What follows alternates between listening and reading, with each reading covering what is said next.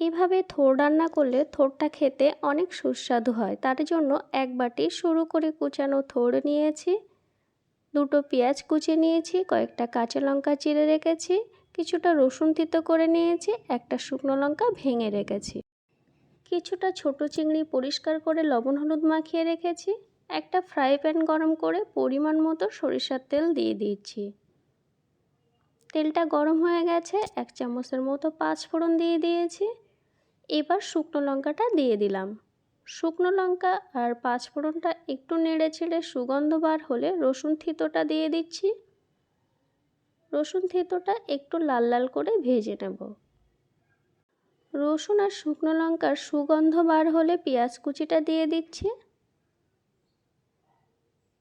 পেঁয়াজ কুচিটা একটু ভেজে নিচ্ছি।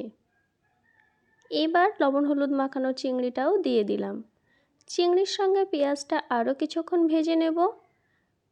পেঁয়াজের কালারটা একটু চেঞ্জ হয়েছে। এবার কেটে রাখা কাঁচা লঙ্কাটা দিয়ে দিলাম।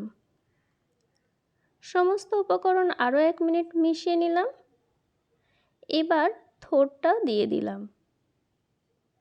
থোড়ের সঙ্গে পেঁয়াজ লঙ্কাটা ভালোভাবে মিশিয়ে নিচ্ছি। এভাবে কিছুক্ষণ কষিয়ে নেব। 1 চামচ লবণ দিয়ে দিলাম, হাফ চামচ হলুদ দিয়ে দিচ্ছি। লবণ হলুদ দেওয়ার পর থোড়টা আবারও ভালোভাবে মিশিয়ে নিচ্ছি, যাতে সব দিকে হলুদ লবণ মিশে যায়। এভাবে 2 মিনিটের মতো নাড়াচাড়া করে নিলাম। এবার সামান্য পানি দিয়ে দিচ্ছি। 5-7 মিনিটের মতো ঢেকে রান্না করব। ঢাকনাটা খুলে আবারও একটু নেড়েচেড়ে মিশিয়ে নিচ্ছি। থোড়টা অনেকখানি নরম হয়ে গেছে।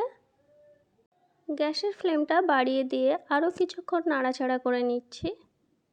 এখন এর মধ্যে সামান্য চিনি অ্যাড করছি। যে কোনো কষ জাতীয় খাবার রান্না করার সময় একটু চিনি অ্যাড করলে এর টেস্টটা অনেকখানি বেড়ে যায়।